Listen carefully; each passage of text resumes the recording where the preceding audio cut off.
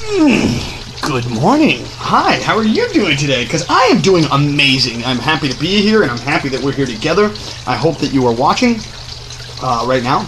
Nobody's watching, but soon that number will come up. Bing, bing, bing, bing. It happens every day. Listen, I just want to say hello to you, and I want to say, wow. So I've been watching all the coverage of what's been going on, and I don't know if you heard of that, but there's something called Pedophilia Island. Have you heard of this? Because there's an island called Pedophilia Island. I just Googled it, and there's a guy whose name is Jeffrey Epstein. Now, Jeffrey Epstein has a sex slave island.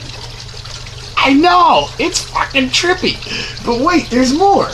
Supposedly, both Trump and Bill Clinton have been known to be going to these sex island places, okay, where they have pedophilia, and they have children who have been sex trafficked to this island for rich billionaires and millionaires to have sex with with these kids. Now, you may think I'm crazy, and it's okay, sometimes I think I'm crazy too, but this is some crazy shit.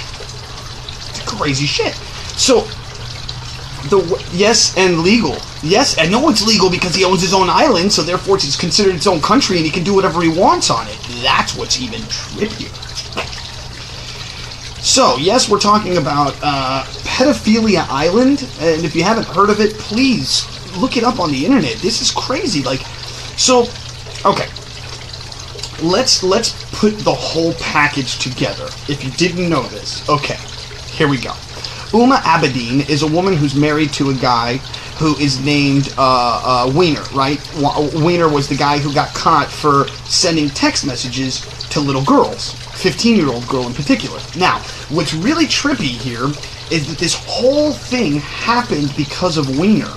Everybody started finding out more and more about this sex slave island because of the emails that were held onto by Hillary Clinton. Now, Uma Abedin is Hillary Clinton's second in command. She has been for like 15 or 20 years. And Uma Abedin's mother is the head of an ISIS newspaper that is all about genital mutilation and holding women down and all this crazy shit. And Uma Abedin has been said that her mother is a great woman. She's married to a pedophile whose emails have now uncovered a pedophile island. And here's the trippy part. They're sending, Podesta is his name, I believe. He's been sending emails, and these emails have, like, words like pizza, walnut, black and white handkerchief. Now, you may not know this, but in the lesbian, transgendered, gay community, LGBTQ community, they have been, there's a list, you can actually look this up, there's a list of handkerchiefs that people will hold in their back pocket. Now, dependent on the color of the handkerchief, it actually says what you're into. So, black and white means that you're into pedophilia. Walnut, stick them on an island, then bomb the fuckers. Yes, Paul, that's what we need to do. Then, if you're into black and white, that means you're into pedophilia. If you're into, I believe pizza is a young girl. Walnut. Yeah, pizza is a young girl. Walnut is a young girl that still hasn't formed her full genitals. In other words, it looks like a walnut. So they've been sending these emails, and in one of the letters he says, oh, I'll come and I can hold an hour for eating pizza. Who takes an hour to eat a slice of pizza? Questions we have to ask ourselves. So, then there was this, because I watch InfoWars, but every once in a while, I'm not a big, it's too much crap for me. But, so they get into, I think weed is just weed, Stuart. Weed is just weed. Alright, anyways, so, but the thing that you have to ask yourself now is, so we have, okay, guy who's been caught, pedophilia. You have now Trump going to court for a pedophilia charge. You have, I was going to the InfoWars. InfoWars did this whole segment on how when Hillary Clinton, the last thing that she did, she brought in all of these artists to sing and pump up the crowd to get them to.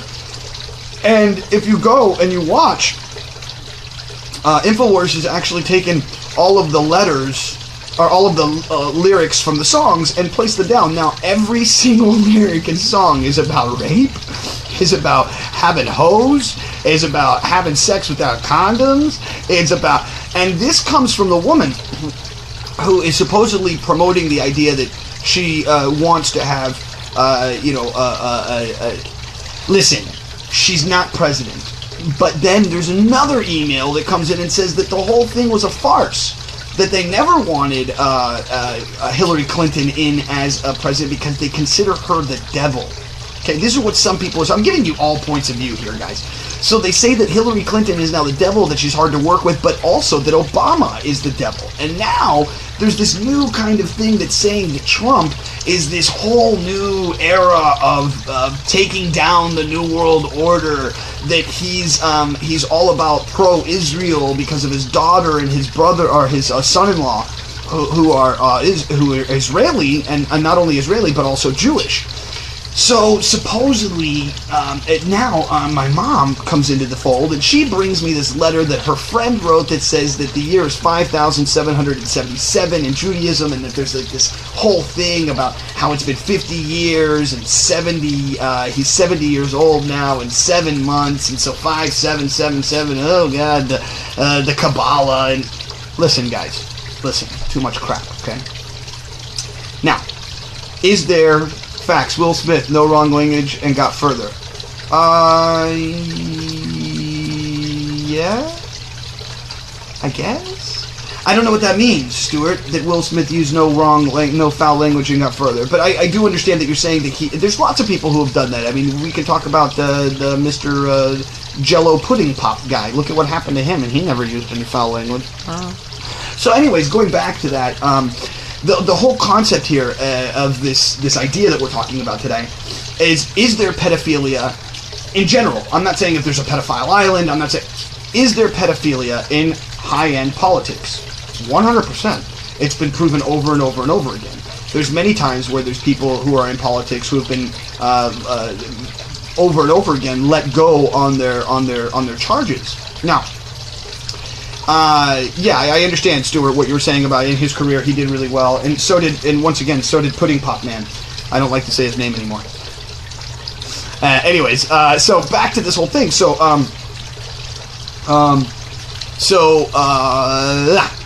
is there pedophilia? Yes, 100% there's pedophilia. 100% there's pedophilia also within the Roman Catholic Church. It's been proven over and over and over and over again. Okay, so now the question here is this. What is really going on, and why is there pedophilia? Now, there was one picture in particular that just came out that says, cut your middle finger and allow it to bleed. Cut your middle finger and allow it to bleed, and it's something about this occult concept. And then Podesta is shown with his hands like this, with a fish in one hand and 14 in the other, and there's a cut in his middle finger. And there's cuts on lots of his fingers, and so a lot of people are saying that this has to do with bloodletting, and these bloodletting ceremonies have to do with the Illuminati and the idea of satanic rituals, and that really all of the people who are at the top of the game, the ones who have the most money, the ones that are in the 1%, the guy are all satanic worshippers who are wanting to bring the end of humanity as we know it, or I've talked about this before. You know, they get so dark that in their darkness they believe that they're enlightened, and they think that they are going to bring the Messiah or God back to Earth. Now, Avram Avram, how you doing? Nice to see you. Thank you for joining. What do you think of the petition now being signed to make Hillary Clinton president, even though Trump won? You know what? And then my friend comes in and says the Rothschilds family is nothing but pedophiles. So, not all the Rothschilds, but a lot of them have been caught in pedophilia. Avram, you asked me what I think about Hillary Clinton, and so I've talked about this already before. Just because somebody won the vote doesn't mean that because the president, he hasn't actually become president yet, right? So he's just, so far, he has been elected the president, but that's only by the people who then now, in January, actually vote for him or Hillary to become president, as she won the popular vote, but he won the actual electoral vote. And once again, this comes down to how the electoral college vote works. Every state is given a certain amount of votes, and each one is based on population, so on and so forth. I've put a video of this if you want to go check it out. You can see what I'm talking about. So then there's actual people later, after we voted in each one of our states, blah, blah, blah, right? Which is why your vote does not count. I've tried to explain this, but whatever. So your vote does not count because if you're in a state, like say a Republican state, and you vote Democratic, your vote just got thrown away. Okay, so people are coming in, and I want to finish this one statement, but basically, so the electoral college, it doesn't work. There's a people who, after you vote, those people are then given the votes, the votes that you've chosen, and then they then go in and say, oh, I want one for Clinton, I want one for Trump, I want one for whoever, and they're supposed to go with what your state has demanded, but that doesn't mean they have to, and that's been repeatedly written over and over again. So let's see. Rachel Emig comes in and says, I studied with a behavioral psychologist in college who studied pedophilia and sexual deviancy. Avram comes in and says, what's it called? And then Paul C. Davis comes in and says 49% of Americans apparently did not vote. And the House is still the House still has say so. Yes, and I agree with all that. So a lot of the things that people are commenting in here is that just because Trump becomes president doesn't mean that he will actually have the House of Representatives wanting to actually vote in favor of the things that he wants. Hence why he's trying to get Paul Ryan on his side right now, and why he's trying to get Obama on his side right now. And that's what all of these things are. So, the question really here today was pedophilia in the White House? Is it happening? Is pedophilia happening in general? And you have to understand that if you look at the actual system that we live in, right, the major houses of entertainment have all been talked about by the entertainers themselves. Shia LaBeouf is one of them, who's been performing since he was 9 years old, and many other kids who have later on turned into adults who come out and talk about the casting couch, and how many of the casting couch involve men, and how many of those young boys, have to give those men some kind of sexual pleasure so that they can become famous, or they can be in a movie, or that they can do certain things. This is also said about the rap game. This is also said about many other different forms of entertainment industry. And this isn't other people saying it. These are the actual entertainers who come out and say, yeah, I was raped, or yeah, I was sexually molested as a child, and I didn't know what to do, and I couldn't say, and there's this adulation of money and all this other stuff. Many times pedophilia is just about power. 100%. I really agree with that. Now, there's a really good documentary that is called, that's out there, that's called Are All Men Pedophilia, or Pedophiliacs. It's a really good documentary. It goes into the different forms of pedophilia. So most people don't know this, but there's 3 different major types. There's infantilia, which is to be with a child under the age of, I believe, 5 years old, maybe a little bit older. And then after that, there is pedophilia, which is from the age of, I believe, of around 7 to about 12. And then there's 13. And then there's something called hebephilia, which is what most men are hebephiliacs. And what do I mean by that? Hebephiliacs are a girl from the age of around 15 to 18. Now, in most modern media, we show young girls from the age of about 15 to about 19 as being the perfect ideal. We do this in lots of modeling. Most models that are out in the world that are doing runway modeling are anywhere from the age of 15 to about 19, 20. It's about 22 years old that your career as a model basically ends. And it's only if you've already made a name for yourself and you've become somewhat well known that you actually get to keep that modeling career, or maybe even turn that modeling career into an acting career. For most part, though, most of the girls who are in the industry at a young age are there because because that's how the industry works. So hebephilia is what we most are. Just to get that straight, most men are hebephiliacs, and we find that the reason men are hebephiliacs is because that is when the woman, in most parts, is at her ripe nature. We see that her breasts have been formed, that her ass has been formed, that she now is starting to look more like a woman, and we in our brain have been led over time, over the last 50,000 years, to find the most good-looking of the type. Men and women both objectify women. Men and women both objectify women, and I totally agree with you. But the only reason that I think, Rachel, that women objectify women is because men have objectified women for so long, and therefore it becomes like something that we all feel like we should be doing, because it becomes the norm. Just like if you do the statistics. In the last year, we've had over 1,000 different forms of atrocious forms of killings in the United States. And you think of that number, and I may be screwing up the number a bit, but the idea is that something only becomes normal after it becomes done so many times that you can't even report on it anymore. It's just something that's just happening again. And that's when things become normal, right? So the idea of having a white person go into an area and kill a bunch of people is a norm in the United States. And mind you, that most of the mass killings that have happened in the United States happen through a white man. Somebody just came in, Rachel comes back in and says, pedophilia is most commonly considered among children who don't look like adults or fertile. Yes, once again, that is pedophilia. Then there's hebephilia. I think I broke it down, but I'll break it down again. There's infantilia, pedophilia, and hebephilia. Yes, I totally agree. Many times, and I've studied a lot of pedophilia myself, and/or the three different factions, being that I've helped some girls in the past who have had that kind of thing happen to them, and so I studied it in depth to find out what was really going on. So many times what happens, but I thought this was about pedophilia. It is about pedophilia, Rachel. We're still going, don't worry.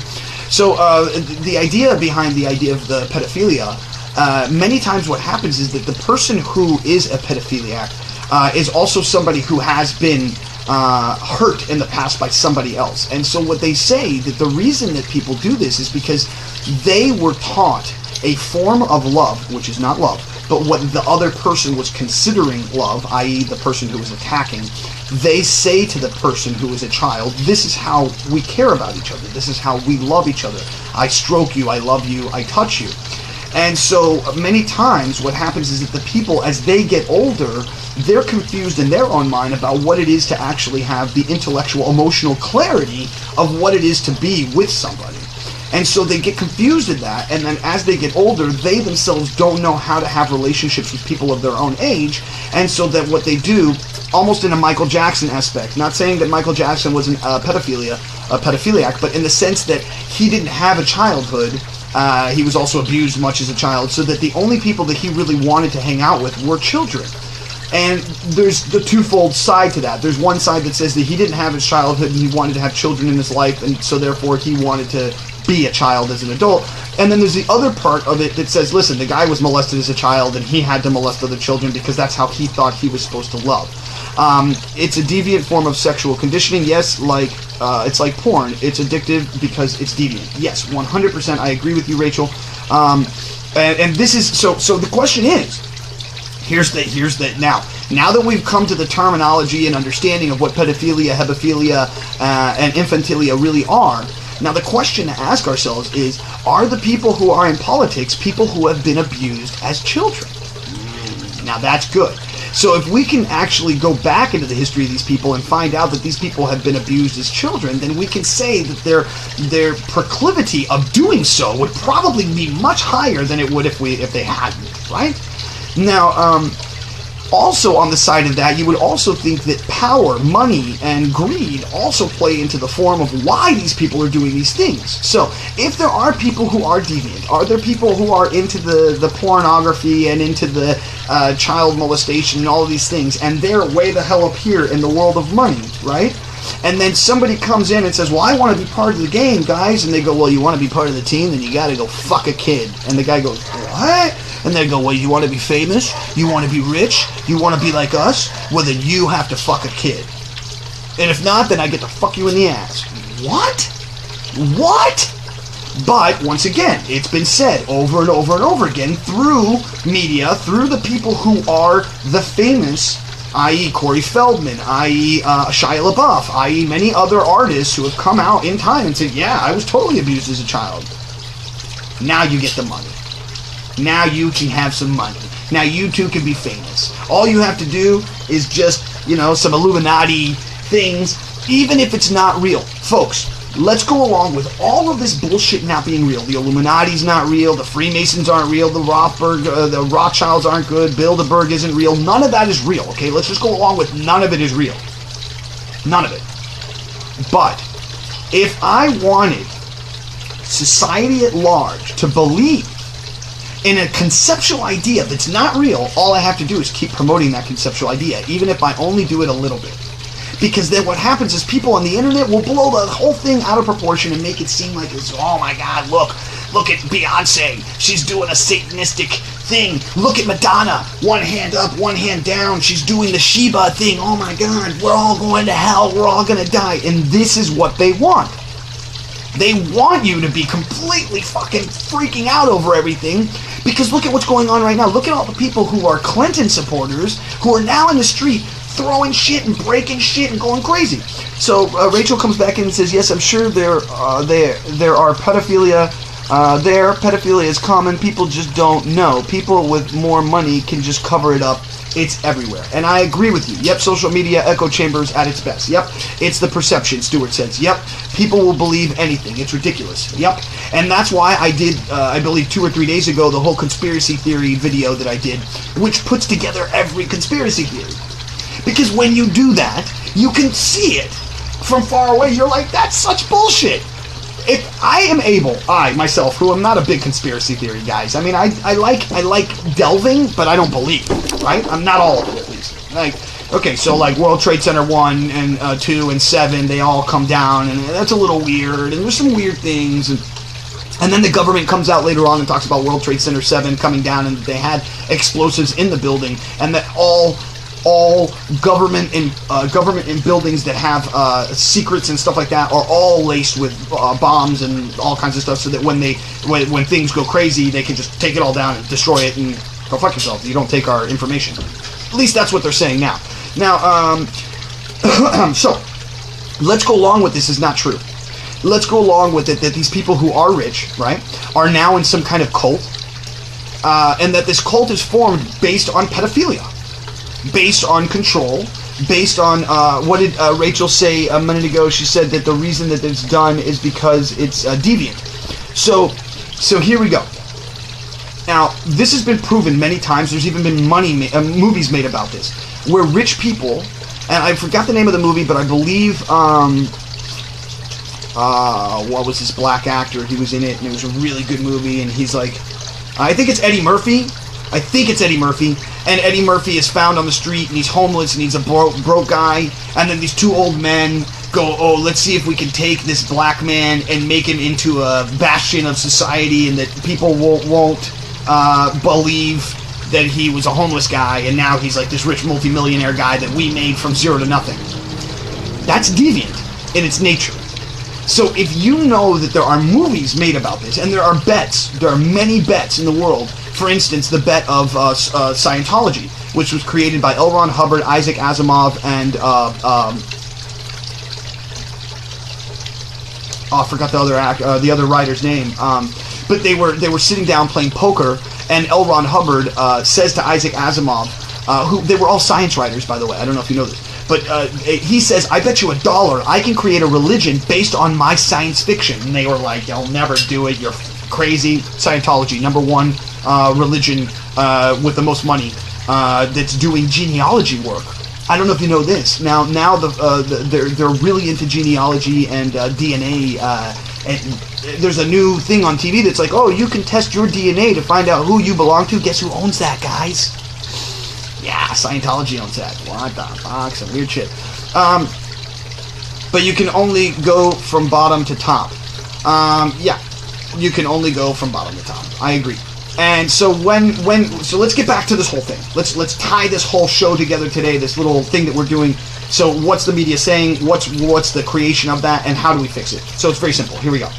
The creation of the media basically says that there's pedophilia in the world, and that those pedophiliacs, hebephiliacs, and those who are into infantilia, all those people are major power players, and they do this because they're bored. They do this because they need to be deviant, because they get so bored with so much amount of money. Because you can have whatever you want when you're rich, right? So when does it get to the point where you stop asking for shit? What point, and if you have other people who are rich egging you on to do it, because if you don't do it, then you're not part of the group. And the only thing you want to do is be part of the system so that you can too, be rich and famous and be on TV and live a better life than those who are underneath us. Those people who work every day, who shovel shit, and who have to deal with the fact that the rich people are condemning us to living this life. And then on top of that, selling us an idea that we should join them in their stupidity, i.e. raping women, and i.e. Doing all these things. Just like this kid who got in trouble for raping a girl at the dumpster. And his father was like, I can't believe my son's going to jail for 20 minutes of fun. 20 minutes of fun. He raped a woman, he called it 20 minutes of fun. So the point is that mentality comes when you have gotten so rich, so wealthy, so fast, and you have whatever you want, whenever you want it, any drug, any woman, anything, and then you get bored. And then at that boredom stage, you start to do deviant shit. So, let's answer it. Media says there's pedophilia, it creates deviancy. How do we fix it? The only way to fix this, I'm sorry to say it to you guys, stop watching media. Stop watching the television shows that sell it. Stop watching the shows that are like about girls that are dancing up at freaking 5 years old and doing, half strip teases on a show. Stop watching shows like the Kardashians that promote the fact that, I think there was one episode where they ate a placenta, which is later on said, oh, it's not really a placenta. But really? Really? The point is that we, the mass people, are consuming their shit. And so as soon as we consume it, that gives them more money. Because the consumption of us eating stuff, and of us watching stuff, and of us eating the food that they sell us, eating the media that they sell us, and creating that world in your mind, does not allow you to become the greatness that you are. And so, if that's the case, then we need to step away from the bullshit. We need to start watching shows like this one.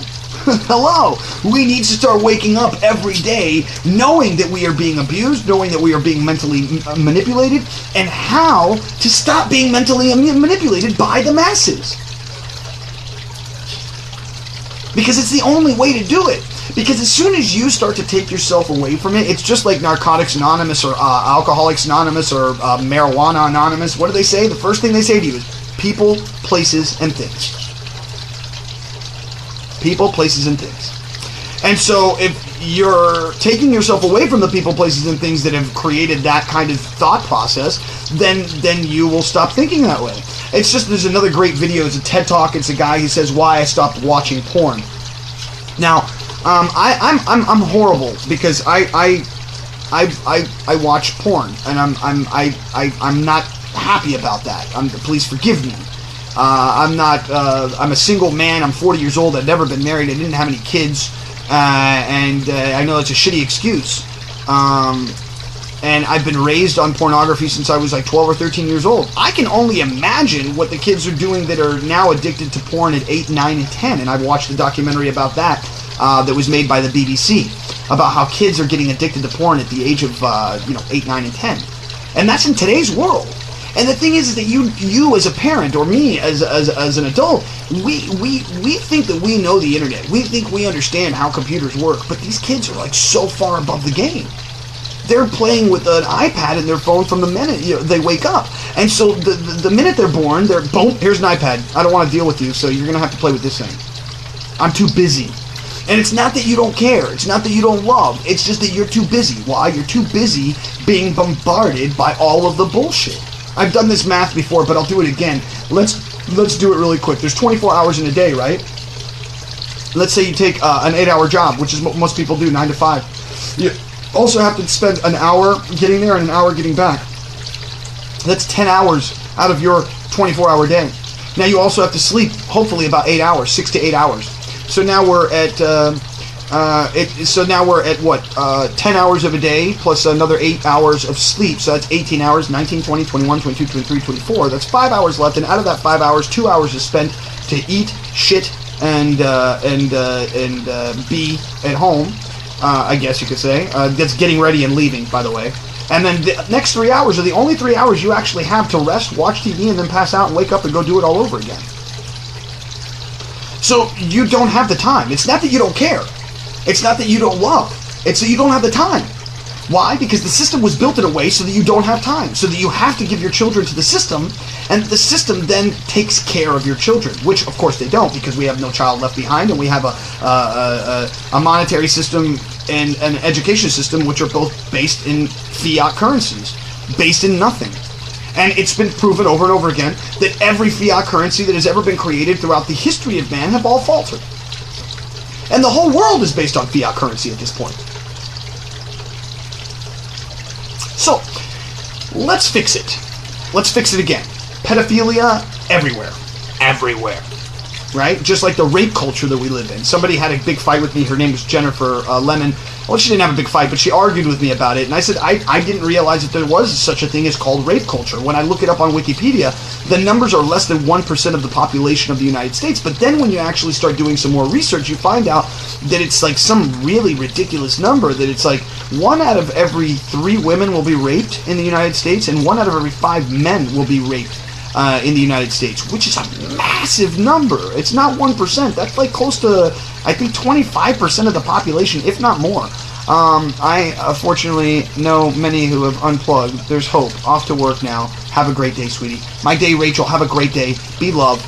Go out there and be happy, because that's all we can be. So, okay, I'm going to end this really quickly, end the whole show. We say pedophilia is everywhere, the rape culture is everywhere, and being what that does is creates us as people. What we end up doing is objectifying women and treating them badly. Both men and women do it, and this has happened based because of the media that we listen to. So the only really way to stop that is to stop listening to the media that you listen to every day. Get away from the songs that are talking about raping women, misogynistic kind of thought processes. Stop watching television shows that promote death, that promote anger, that promote selling yourself to become famous. And as soon as you start doing that, and as soon as you start, also, the processed food needs to stop. Stop eating processed food. 90% of the food that you eat has corn syrup in it. Stop.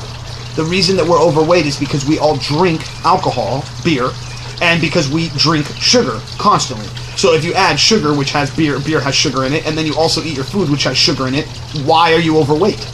Hello? Hello?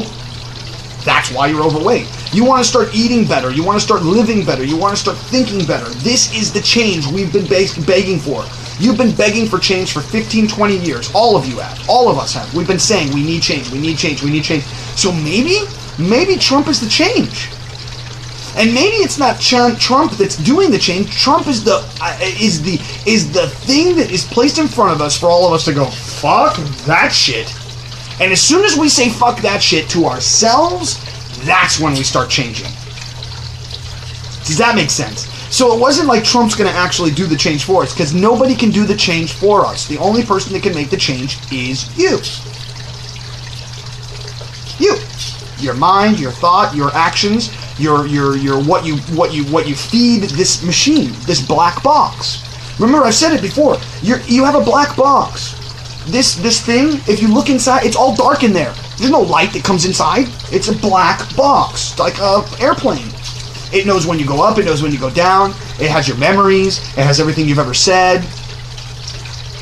It's a black box. Now it has some sensory units, like eyes, which catch the reflection of vibes of white light or light. Sound vibration. You create vibration. You can feel stuff. So this is just a sensory input machine. And so whatever I put into it, it thinks and knows.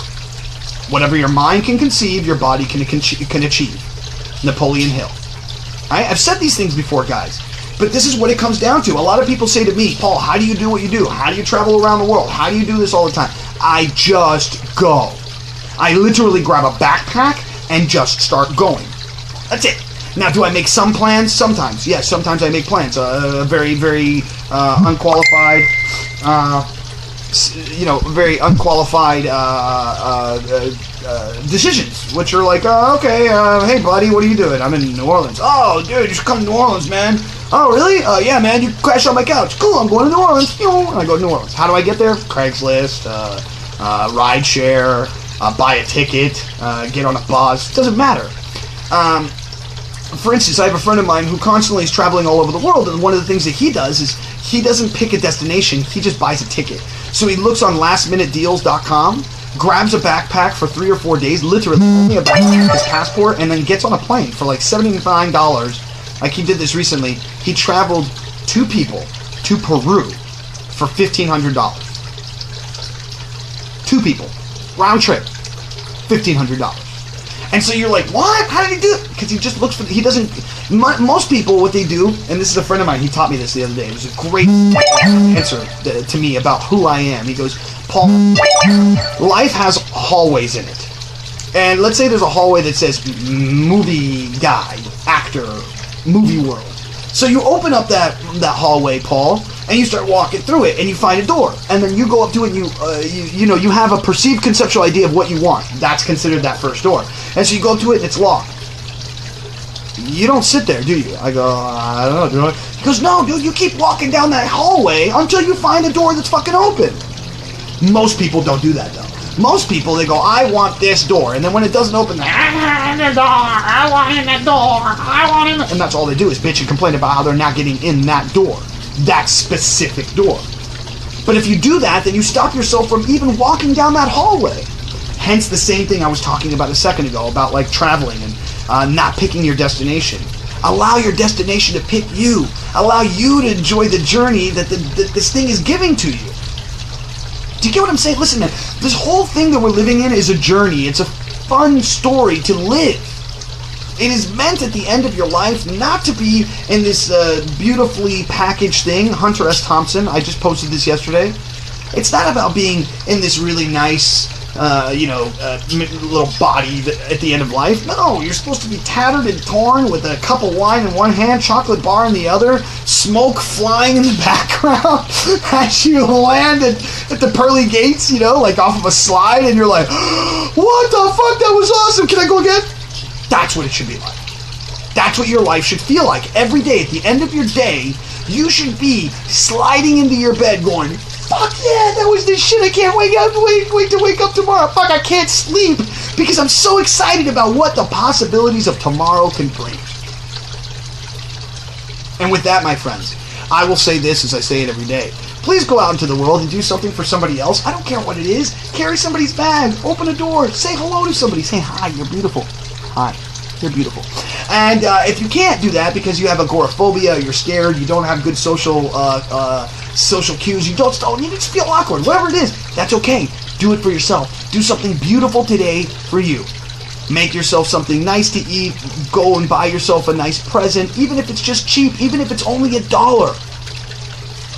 Even if it's only $1. You go buy yourself something.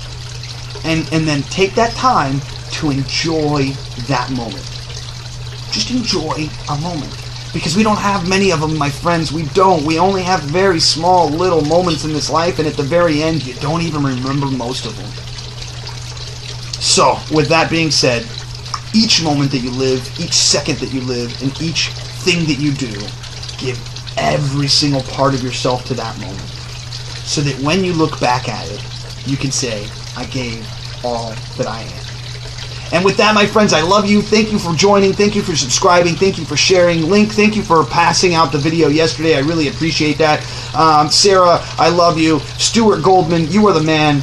Keep doing your Wheaties box thing. Don't ever give up on being you and loving you and sharing you and being an awesome human being. Let's not be angry. Let's live with compassion. Let's live with sincerity. Let's live with sympathy and empathy, because it's the only way we're going to survive this thing. And somebody said the other day, I never thought that I'd be alive during the end times, but now I am. And because I am, I have to be the greatest light to those around me. And with that, my friends, I love you. Have a great day. We'll see you tomorrow. Call me if you like. I'm always ready to talk to you. 832-323-1497. That goes for anybody. I don't care. This goes out to like 300 people a day. By all means, call me. I will answer the phone. If you're in a bad state or you don't feel good or you're not happy or something's wrong or you just need to hear my voice, call me. I would love to talk to you 24/7, 7 days a week, 365. If I don't answer, I will call you back or text you in the morning if I passed out. Because sometimes I pass out really early because I wake up so early. But I'm on the grind, bitches! And that's what you should be on, too. The grind. Making that money, getting that thing. And it's not about money. I want you to know this thing. It's not about the money. It's about the lifestyle that you so choose to live. And if that lifestyle results in you being happy, that's all that matters. As long as you're sharing, giving, loving, and growing, as long as you're going up, all rising tides rise all ships. My friends, have an awesome day. I love you so much. Thank you once again for posting this, for sharing it, for liking it, for talking to me, and keeping these conversations going. I hope that you liked today's episode, Pedophilia, and what the fuck is going on in the world. Okay, with that, go out there. Be good. Smile. Even if it's cheesy. I don't know. I love you guys. Have a beautiful day, and we'll see you tomorrow.